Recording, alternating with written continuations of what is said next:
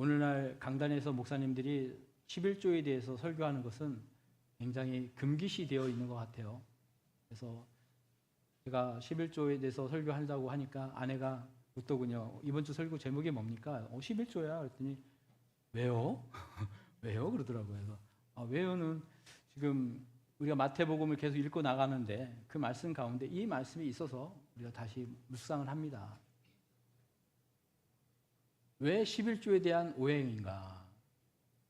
여러분, 예수님 당시나 지금이나 많은 사람들이 하나님께 신앙생활을 하면서도 원래 하나님께서 명령하시고 주신 그 말씀에서 벗어나서 자기 나름대로 해석하고 당시 문화의 흐름이 그렇기 때문에 당연시 되어서 진작 하나님께서 주신 그 말씀의 뜻을 깨닫지 못하고 빗나가 있는, 오해하는 그런 것들이 많다라고 우리가 볼 수 있습니다. 제가 볼 때는 11조가 그 중에 한 가지라고 저는 생각을 합니다. 그래서 저는 예수님께서 바리새인과 서기관들을 책망하는, 질책하는 이 말씀을 통해서 우리 자신을 비춰보기를 원합니다. 오늘 말씀을 통해서 우리가 깨닫는 것은 당시 바리새인들과 사두개인들은 뛰어난 종교 지도자로서 국민들에게, 백성들에게 존경을 받던 사람들이에요. 성경에는 자꾸 바리새인들에게, 사두개인에게 안 좋은 이야기들이 많이 나오기 때문에 우리도 그들은 정말 나쁜 사람들인가 생각할 수 있지만 사실은 철저하게 말씀대로 살려고 했던 사람들이 바리새인이고 누구보다도 성경에 대해서 깊이 연구하고 점 1.1회까지도 지키려고 했던 사람들이 당시의 율법학자들, 서기관들입니다. 그러나 그들은 열심히 행하는 것, 드리는 것, 겉으로 드러나는 것에는 집중했지만 정작 그 안에 있는 내용물, 가치에 대해서는 오해를 했다는 거죠. 한번 보시겠습니다. 우리 함께 읽었던 말씀 23절 제가 한번 다시 읽겠습니다. 화 있을진저 외식하는 서기관들과 바리새인들이여, 너희가 박하와 회양과 근처의 11조는 들이되. 여러분, 그들은요 하나님이 드리라고 했던 땅의 소산물들만 11조로 드리는 것이 아니었습니다. 동물에 대한 11조만 드리는 것이 아니었어요. 남들은 드리지 않는, 남들은 차마 신경도 쓰지 못한 박하와 회양과 근채, 이게 무엇인가? 양념입니다. 양념. 집에 가시면 깨소금도 있고 소금도 있고 간장이 있잖아요. 그걸 갖고 와서 교회에 11조를 낸 거예요. 다른 사람들이 볼 때 어떻게 저런 것까지 11조를 드리지? 박하 있죠? 박하, 민트. 그런 걸 갖고 온 거예요. 남들이 볼 때는 대단하다. 정말 온전한 11조를 드리는구나. 칭찬받고 존경받을 수 있었죠. 그러나 주님은 다른 시각으로 그들을 보았습니다. 뭐라고 하십니까? 너희들이 그러한 11조를 드렸지만 더 중요한 것을 놓치고 있다. 그것은 바로 정의와 긍휼과 믿음이다. 정의와 긍휼과 믿음. 바로 이것이 하나님께서 이스라엘 백성에게 구약시대 때 11조를 드려라 하고 명령하신 목적이라는 거예요. 우리 성도님들도 11조를 드리시죠? 왜 11조를 드리십니까? 바리새인들이, 서기관들이 했던 첫 번째 오해는 무엇이냐면 11조야말로 신앙인으로서 할 가장 가치 있는 것이다. 11조 할 정도면 훌륭한 신앙인이다. 이런 생각을 했다는 거예요. 그게 오해라는 거예요. 왜 오해인가? 구약성경 신명기 26장 11절 12절에 보면 하나님께서 이스라엘 백성에게 11조를 하라고 하는 명령이 나오는데 이 명령을 통해서 왜 그 일을 하셨나 알 수 있습니다. 한번 찾아보겠습니다. 신명기서 26장 11절 같이 읽습니다. 시작. 내 하나님 여호와께서 너와 내 집에 주신 모든 복으로 말미암아 너는 내 인과 너희 가운데에 거류하는 객과 함께 즐거워할지니라. 여기 보면 11조를 해야 하는 목적이 나오는데 왜? 하나님께서 우리에게 복을 주시는데 그 복에 대한 반응으로 하나님께 11조를 드려라 하는 것입니다. 다시 말하면요, 11조는요 믿음 생활, 신앙 생활의 절정에 다다랐을 때 하는 최고봉의 표현이 아니고 처음 신앙생활 시작할 가장 기초, 하나님으로부터 복을 받은 사람들이 당연히 해야 할 기초적인 것이라는 거예요. 11조를 하는 근거는 무엇이냐? 하나님이 우리에게 복을 주셨기 때문에. 복을 주셨기 때문에 그것을 깨닫는 것이죠. 그리고 그 11조로 뭐에 쓴다고요? 레위인에게. 여기서 레위인은 성전을 위하여, 성막을 위하여 일하는 성직자들이죠. 이스라엘 백성 가운데 땅을 기업으로 받지 못하고 평생을 하나님을 위하여 봉사하는 레위인들을 위하여, 그들을 위하여 쓰다. 그리고 또 누가 나옵니까? 거류하는 객.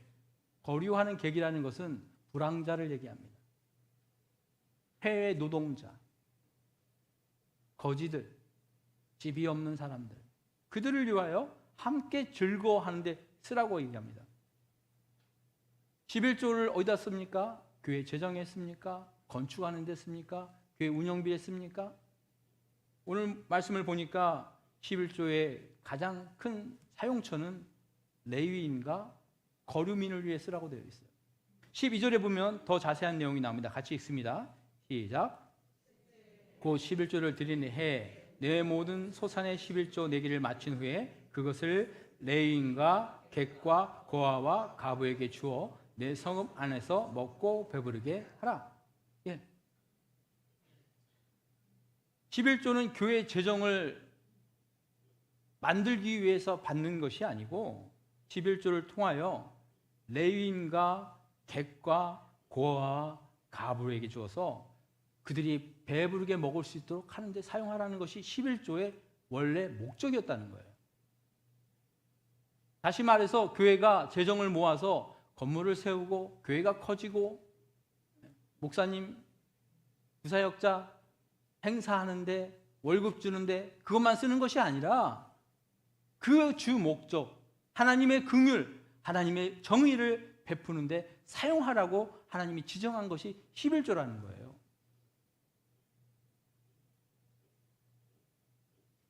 그래서 첫 번째 11조에 대한 명령은 하나님께 받은 축복에 대한 우리의 반응, 뭡니까? 감사를 가르쳐 주기 위함입니다. 여러분 자녀를 두고 계시죠? 어린 손주들도 계시죠? 그 아이들에게 용돈을 주고 맛있는 걸 사줄 때 그 아이들이 뭐라고 얘기합니까? 감사합니다. 그런데 그 아이들이 그걸 받아가지고 당연하게 받아.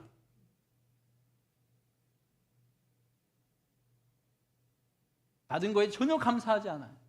그럼 여러분 어떤 마음이 드십니까? 이놈의 자식, 다시는 주나 봐라. 저만 그런 생각이 드나요? 너 일로 와봐.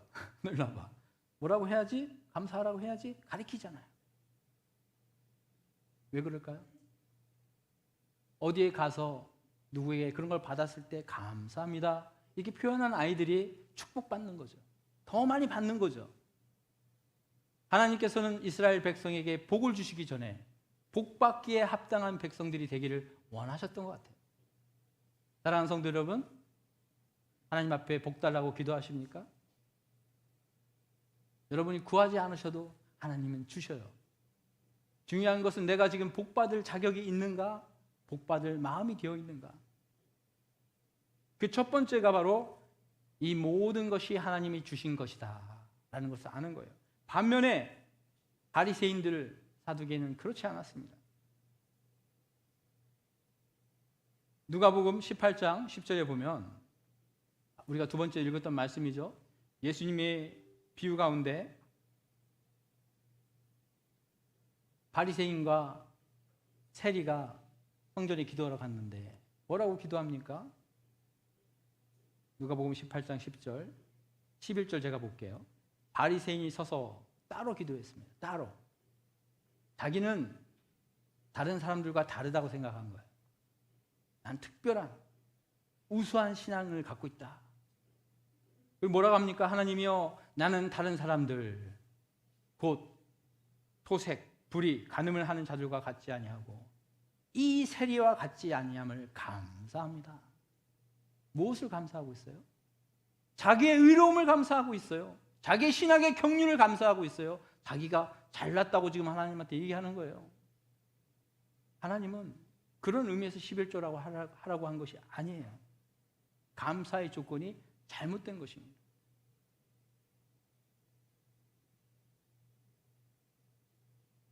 계속해서 뭐라고 합니까? 나는 1회에 2번씩 금식합니다. 1회면 7일이죠. 일주일에 2번 금식한대요. 그래서 이틀을 금식할까? 아니면 2끼를 금식할까? 제가 보니까 2끼 정도 금식하는 것 같아요.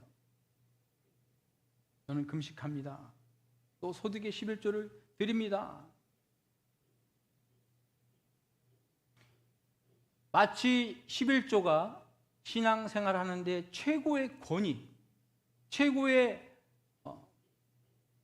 결과물인 것으로 착각하면 우리가 빠지는 오해가 있는데 11조 드리지 않는 사람들이 우스워 보인다. 제가 그랬어요. 처음에 군을 제대하고 나서 이제 미국 가서 교회에 이제 청빙이 돼가지고 교회 가면은 집도 주고 차도 주고 모든 걸 다 해결해 준 데서 뒤도 안 돌아보고 그땐 30대 초반이니까 젊은 피로 2 아이들을 데리고 미국으로 딱 갔어요. 갔더니 한 달 월급을 받고 딱 보니까 차량 돈 내고 기름값 내니까 돈이 없는 거예요. 어떻게 합니까? 아이고 큰일 났네. 아내랑 저랑 이제 돈을 버는 거죠. 열심히 일을 하는 거죠. 그래서 집값 내고 뭐 공과금 내고 나니까 돈이 없어요. 그러니까 하나님 앞에 11조는커녕 주일 헌금도 드릴 돈이 없네요. 핑계를 대는 거죠. 주님 없잖아요. 주님 아시잖아요. 그리고 생활이 점점 공고해지는 걸 경험을 했어요. 그러다가 주님 앞에 회개했습니다. 아 주님, 그래도 하나님이 주신 직분 목회자인데 이건 아니겠습니다. 굶어 죽는 한이 있어도 하나님 앞에 11조는 드리겠습니다.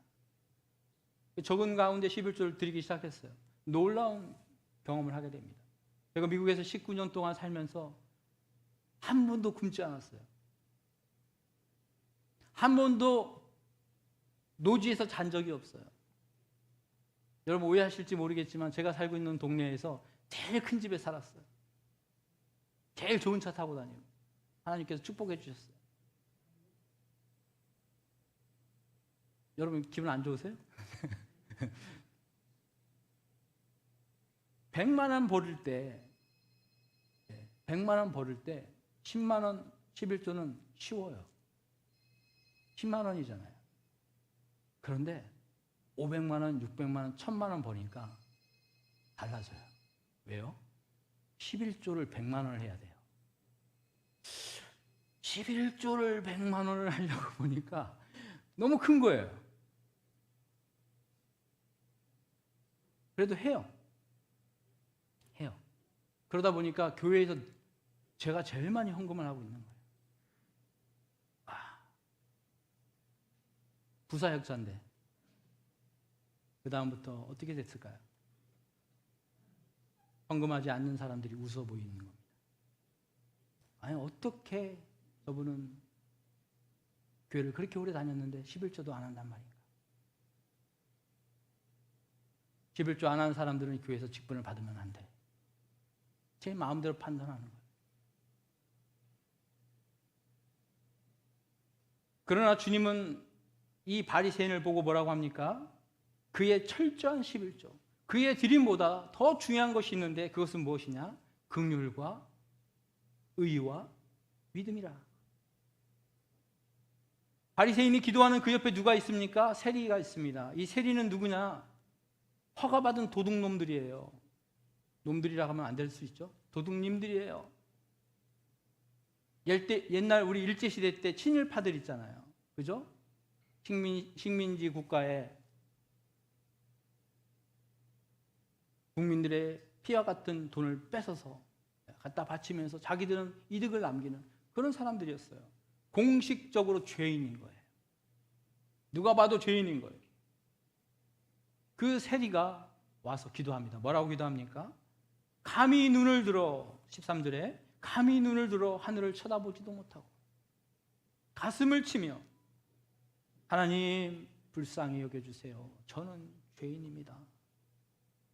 다른 기도도 못해요. 하나님 불쌍히 여겨주세요. 저는 죄인입니다. 하고 돌아갔습니다. 이때 하나님은 누구를 의인으로 보는가? 누구를 높이는가? 남들이 드리는 거 다 드리고 거기에서 드리지 않는 것까지도 드리는 철저히 하나님 앞에 신앙생활하는 바리새인들인가? 아니면 차마 드릴 수도 없고 드릴 환경도 안 되지만 자기네 연약함을, 자기의 믿음 없음을 주님 앞에 솔직히 토로하는 그 죄인인가 하는 것입니다. 사랑하는 성도 여러분, 11조는 신앙의 최고봉이 아닙니다. 신앙의 최고봉은 겸손입니다. 주님 앞에 고백하는 겁니다. 자기의 있는 모습, 자기의 믿음 없음을 고백하는 것입니다.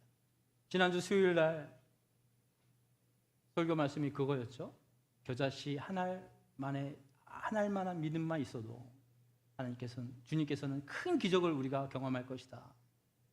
제자들이 저희 믿음 없는데 믿음 크게 해주세요. 너희들의 믿음 크기가 겨자씨 한 알의 믿음이라는 것이 아니라 현재 너희들의 믿음이 겨자씨 한 알의 믿음도 안 된다는 것을 얘기한다는 거예요. 믿음이 없다는 거예요. 믿음이 작다는 얘기는 믿음이 없다는 거예요.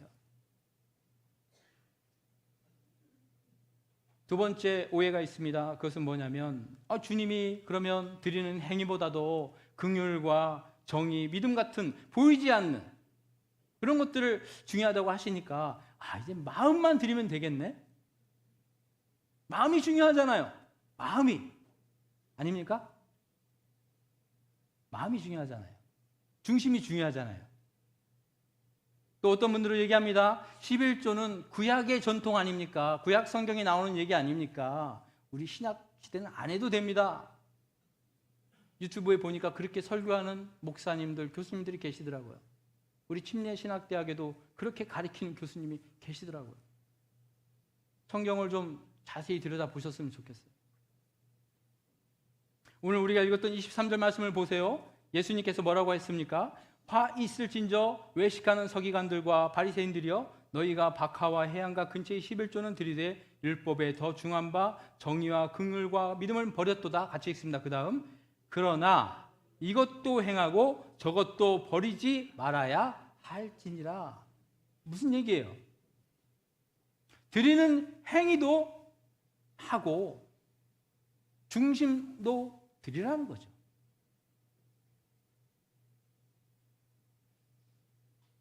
아기들 돌보다 보면 아기들이 방긋방긋 웃고 귀여운 짓 하니까 너무 이쁘잖아요. 그런데 당황스러운 건 뭐냐면 그 아기들이 더러운 응가를 한다는 거예요. 냄새나는 응가를 하죠. 그럼 어떡합니까? 바지를 벗기고 기저귀를 갈고 물을 휴지로 닦아주고 분유를 바르고 이런 일을 하죠. 그리고 그 기저귀를 버리는 거죠. 그죠? 버립니다. 아기가 이쁘다고 기저귀까지 이뻐하지는 않는다는 거죠. 근데 그 기저귀를 버릴 때 이 더러운 응가의 원인이 누구인가? 아기잖아요. 아기까지 싸서 버리는 분은 혹시 없으시겠죠? 이것을 하지 말라고 하면 그것은 버려야 합니다. 그러나 그 본질까지도 버리는 그런 일은 있어서는 안 됩니다. 왜 그러냐? 11조는요, 분명 구약 성경에 명령된 것이지만 하나님께서 이스라엘 백성에게, 당신의 백성에게, 오늘날 성도들에게, 오늘날 성도가 바로 하나님의 백성인데 백성들에게 주신 약속의 말씀이고 이것은 구약이나 신약이나 변함이 없다는 것을 여러분 믿으시기 바랍니다. 레위기서 27장 30절에서 33절을 보면 왜 이것이 오늘날에도 필요한지 우리가 살펴볼 수 있습니다. 30절 한번 같이 볼까요? 같이 읽습니다. 30절 시작. 그리고 그 땅의 10분의 1 곧 그 땅의 곡식이나 나무의 열매는 그 10분의 1을 여호와의 것이니 여호와의 성물이라. 예. 공부 많이 하신 그 교수님께서 구약 율법이기 때문에 예수님 오신 이후에는 다 폐했고 이제는 새로운 약속 신약 시대에서는 11조 안 해도 된다. 그런데 오늘 말씀을 보세요.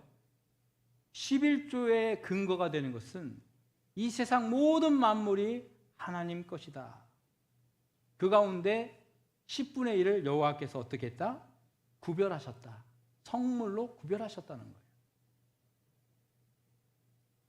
여러분이 생활하는 모든 삶 가운데 여러분의 가정, 여러분의 자녀, 직장, 학교 모든 것이 다 하나님 것인데 그 가운데 하나님께서 특별히 10분의 1을 성물로 구별하셨다. 왜 그러셨을까요? 하나님은요, 창세기부터 보면 구별하시는 분입니다. 7일 가운데 하루를 특별히 거룩하게 구별하시고요. 많은 민족들이 있는데 그 중에 이스라엘 백성을 구별하시고요.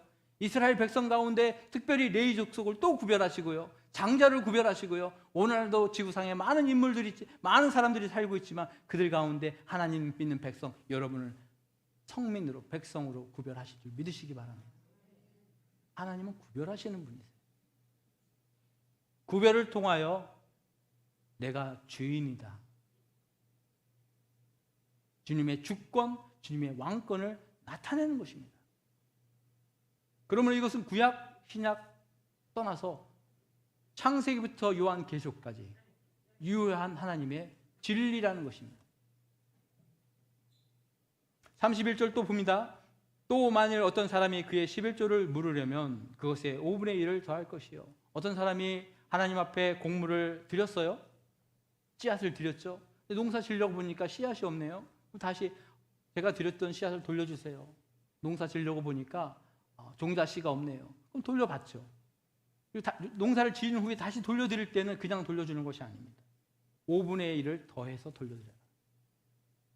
하나님은 철저히 자기가 정한 것을 찾으시는 분이신 줄 믿으시기 바랍니다. 32절에 보니까 모든 소나 양의 11조는 목자의 지팡이 아래로 통과하는 것의 10번째 것. 농사 짓는 사람이 아니라 목축업을 하는 사람은 지팡이를 딱 세워놓고 양들을, 소들을 지나가게 하면서 하나, 둘, 셋, 넷, 다섯, 10번째 딱 잡아서 얘는 하나님 거, 10번째 이건 하나님 거 구별하는 거예요. 구별하다 보니까 어라 이놈은 좀 실하네, 이놈은 좀 비싸겠는데 빼. 그러지 말라는 거예요. 33절에 보니까 그 우열을 가리거나 바꾸거나 하지 말라. 하나님 것은 하나님 것인데 바꾸지 마라. 바꾸면 둘 다 거룩하니 무르지 못한다.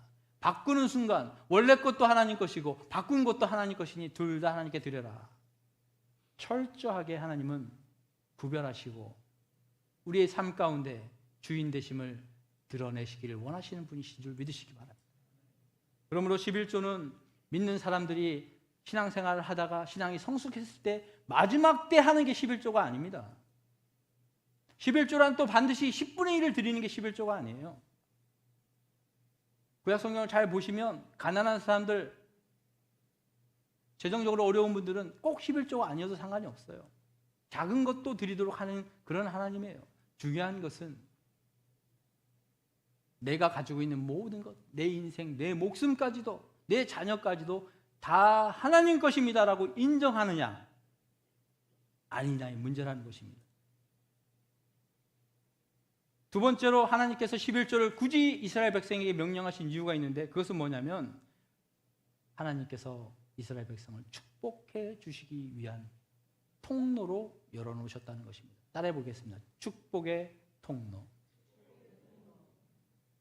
이스라엘 백성들 어렵게 하려고 한 것이 아니라 이것을 통하여 축복해 주시려는 거예요. 자녀들이 부모님 생신 때 선물 드리잖아요. 첫 직장 얻으면 부모님께 내복 선물해 드리죠. 어버이날 꽃 달아 드리죠. 그때 여러분은 어떤 마음이 드십니까? 여러분, 자녀들이 갖고 온 그게 정말 여러분 필요해서 기쁘게 받으십니까? 그렇진 않아요. 여러분, 우리가 11조를 하나님 앞에 드리고 헌물을 드리면 하나님이 기뻐 받으시지만 정말 하나님은 그게 필요하신 분일까요? 아니요. 하나님은 여러분이 드리는 거 필요 없는 분이에요. 그 존재만으로도 완전하신 분이에요. 굳이 여러분이 갖다 주지 않으셔도 상관없으신 분이에요. 그런데 왜 자꾸 드리라는 걸까? 드림을 통하여 하나님께서 복을 부어주시기 위함인 줄 믿으시기 바랍니다.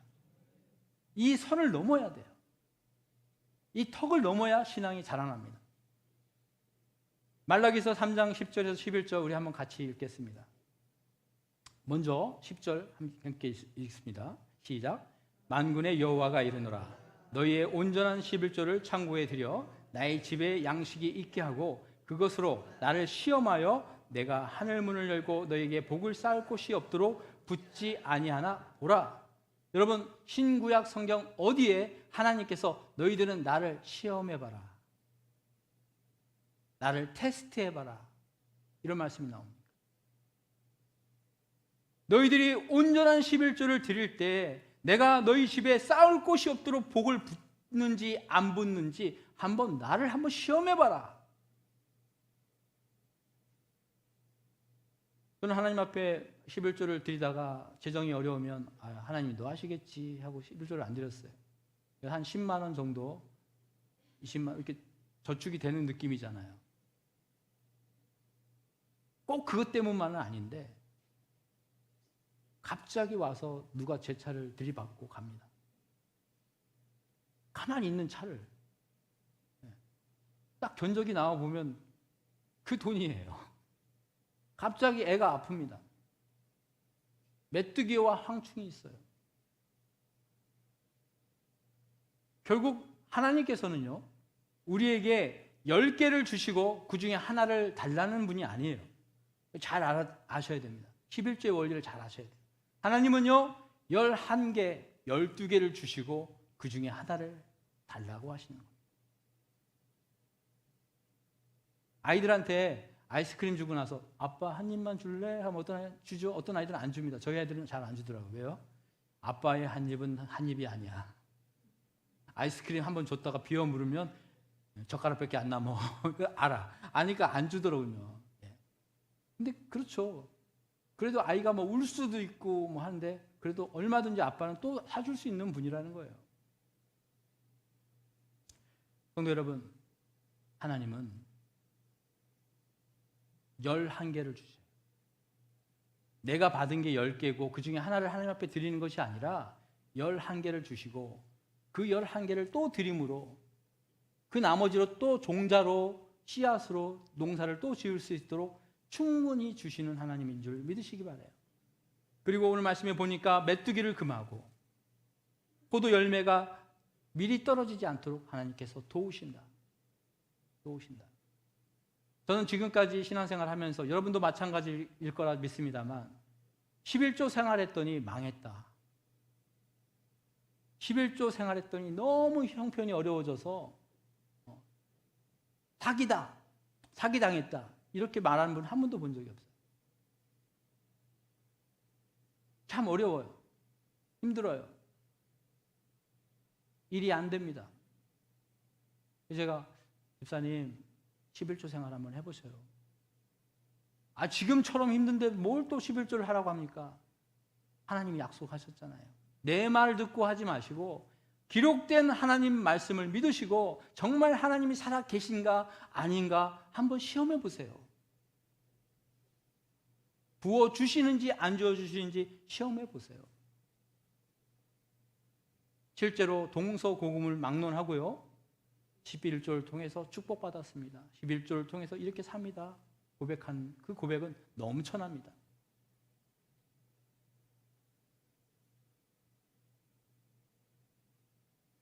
그러므로 두 번째 오해, 마음만 드리면 된다? 아닙니다.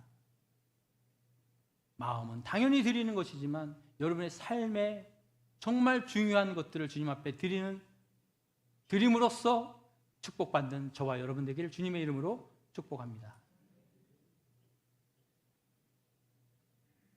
프랑스의 경제학자고 또 제가 알기로는 꽤 높은 직위도 했던 사람인데 크리스찬인데 작 엘룰이라는 사람이 책을 썼는데 하나님이냐 돈이냐라는 책이 있어요. 돈과 신앙생활하는 사람들의 돈의 문제에 대해서 쓴 책인데 이런 얘기를 했습니다. 이 세상은 맘몬이라는 돈의 신이 지배하는 세상이다. 맘몬. 그 돈의 권세로부터 해방되는 길은 하나님께 드리는 삶을 실천하는 것이다. 돈에 묶여있고 물질에 묶여있고 늘 물질 때문에 힘들어하는 우리 이 삶을 이겨내는 방법은 하나님께 드림으로써 드리는 삶을 실천하는 것이다. 이렇게 얘기했어요. 마태복음 6장 24절에도 보니까 너희가 두 주인을 섬길 수 없다. 여기서 말하는 두 주인은 세상과 하나님입니까? 돈과 하나님입니까? 예. 제가 언제 돈을 사랑했습니까? 돈을 염려했지. 여러분, 염려가 사랑입니다. 하나님보다 더 크게 여기는 것이 우상이고 그것이 바로 두 주인이 되는 것인 줄 믿으시기 바랍니다.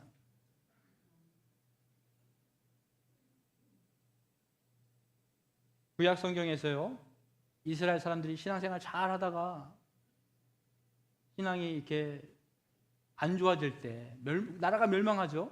그리고 이방 국가들에게 끌려갑니다. 나라가 완전히 없어지죠. 그랬던 적이 몇 번 있습니다. 그 국가를 회복시키는데 하나님께서 몇몇 사람들을 쓰는데 느헤미야라는 하나님의 종을 사용하셔서 나라를 회복하는 장면이 나옵니다. 느헤미야서에 나오죠. 1장부터 13장까지 내용을 보면 그가 처음에 돌아와서 성벽을 세우고 예배를 다시 하고 성가대를 세우고 부흥을 꿈꾸고 마지막 13장에 보니까 그가 회복하는 것이 있는데 그것은 뭐냐면 11조였어요. 왜 11조인가? 여러분, 예배가 무너지고 제사가 무너지고 하나님께 드려지는 삶이 무너질 때 그 국가가 무너지더군요. 국가가 무너져요.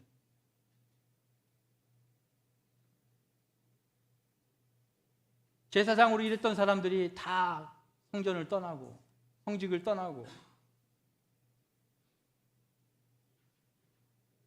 하나님께서는 우리 교회에도 부흥을 주기 원하시는 분인 줄 믿습니다. 어떻게 부흥을 주시는가?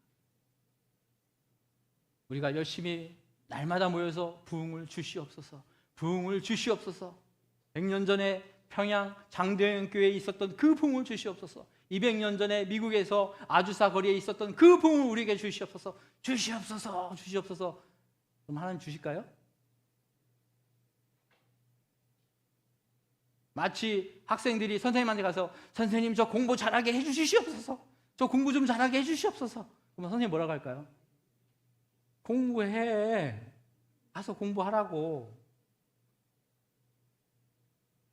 여러분, 부흥을 달라고 기도만 하지 마시고요, 부흥을 경험하세요.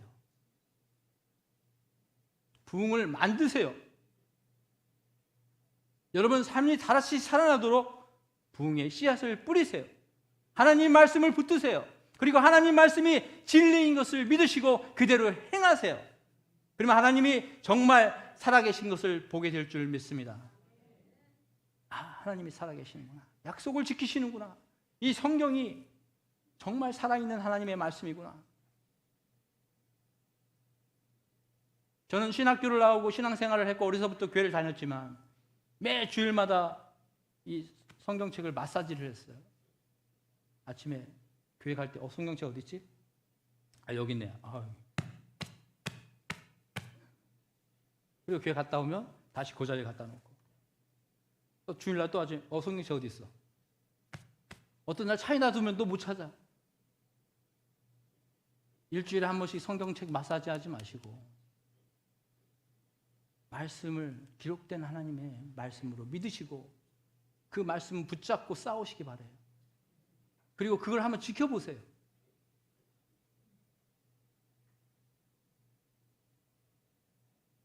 내 사업이 잘 되게 해달라고,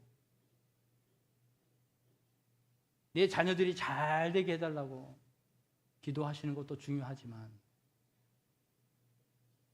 여러분 사업이, 여러분 가정이 하나님 것임을 먼저 고백하시기 부탁드립니다. 여러분 자녀들, 우리 아까 이규행 집사님도 우리 차세대를 위하여 우리 교회가 정말 관심 갖고 그들을 정말 신앙 안에서 훌륭한 미래의 일꾼들로 키워나가길 바라는 마음으로 기도했는데, 여러분 우리 아이들이 세상적으로 성공하고 좋은 학교 가고 좋은 직장 얻어서 배우자 만나서 잘 되기를 여러분 바라십니까? 그렇게 기도하고 계시죠? 기도만 하지 마세요. 여러분 부모가 하나님 말씀에 순종했더니 이런 축복을 받더라. 하나님께서 11조를 드렸더니 내 삶의 주인을 하나님으로 고백했더니 하나님께서 우리를 이렇게 붙잡아 주셨어. 굶어 죽지 않게 해주시더라. 좋은 대학 나오지 않아도 하나님을 두려워하고 경외하며 부모를 사랑하고 주위 사람들을 사랑하는 자녀로 키우는 것, 여러분 우리가 꿈꾸는 거 아닙니까? 일주일에 한 번 교회 나와서 교사들에게, 전도사에게, 목사에게 설교 듣고 그 아이들이 그렇게 될 거로 기대하십니까? 오해하지 마십시오. 그 아이들은 일주일 동안 부모를 봅니다. 여러분의 대화를 듣습니다. 여러분의 신앙을 보고 자랍니다. 여러분이 하나님을 두려워하십니까? 가정에서 그들에게 보여주세요. 왜요? 내 자녀는 내 자녀이기 때문에 당연히 교회 다닌다고? 아닙니다. 그 아이들은 불신자예요. 죄인이에요. 여러분의 전도 대상입니다. 여러분 가정이 선교지인 거 믿으십니까? 어떻게 선교하신다고요? 하나님이 살아계심을 경험하시고 그것을 자녀들에게 보여주세요. 우리가 이렇게 힘들지만 이 가운데 하나님을 이렇게 인정한다. 하나님께서 우리를 이렇게 지켜주셨다. 감사하자. 저는 이번 주 설교 11조 설교를 준비하면서 그런 생각이 들었습니다. 우리 가운데 11조를 정말 잘 들으시는 분도 계시고 아직 못 들으시는 분도 계셔요. 그래서 제가 이번 설교로 우리 성도들 다 설교 11조 다 하게 만들어야겠다, 그런 의도로 설교하는 거 아닙니다. 정말 아니에요. 그러나 중요한 것은 우리 신앙생활을 드리는가 안 드리는가 보다 더 중요한 것이 있는데, 그것은 내 삶의 주인이 하나님 되심을 고백하는 것은 똑같습니다. 다만 형편이 안 돼서 못 드리시는 분도 있고 드리시는 분도 있어요. 드리신다면 잘하신 것입니다. 중심도 드리십시오. 아직 드리지 못하시는 분들, 아직 내가 그럴 형편이 안 된다고 생각하시는 분들 기도하세요. 그리고 정말 온전한 11조를 통하여 살아계신 하나님을 경험하시고요, 그 하나님이 축복을 부어주시겠다고 약속하신 그 축복의 버튼을 누르시기 바라요. 신앙의 회복은요, 마음에서 시작되지만요, 지갑에서 끝난다는 말이 있습니다. 물질을 하나님 앞에 드리는 것이 아직도 왠지 낯설고 힘들다. 아직 주님과 온전한 교제를 못 하신 것 같아요. 하나님의 살아계심을 온전히 경험하지 못한 것 같아요. 자꾸 제 얘기해서 죄송합니다. 저는 미국 생활을 마지막으로 능원교회로 오면서 정말 하나님 앞에 감사했던 것, 정말 별거 없이 뭐 부모님이 보내주신 미국도 아니고 유학 간 것도 아니고 목회하러 갔다가 정말 미국 생활을 하면서 정말 하나님께서 저에게 주신 두 자녀, 한 가정을 잘 지켜나갈 수 있도록 보살펴 주셨는데, 제가 잘나서가 아니고 한 가지 주님 앞에 약속했던 것, 그것을 제가 지키고 하나님께 붙잡았을 때 하나님께서 그 약속을 지켜주셨다. 그래서 통해서 하나님이 살아계심을 경험케 해주셨다. 저는 그것을 여러분과 같이 나누고 싶습니다. 사랑하는 성도 여러분, 우리 교회에 큰 부흥과 축복을 주님은 주고 싶어 하십니다. 이제는 우리가 준비되어야 합니다. 우리가 준비되어야 합니다. 우리 한번 기도하겠습니다. 오늘 말씀을 가지고서 주님, 나는 어떠한 11조를 드리고 있는가? 어떠한 신앙생활을 하고 있는가? 내가 드리고 있는 것에 자족하고 만족하고 오히려 드리지 못하는 사람을 내가 흉보고 있지는 않는가? 아니면 정말 주님 욕심으로 구하고 있지는 않는가?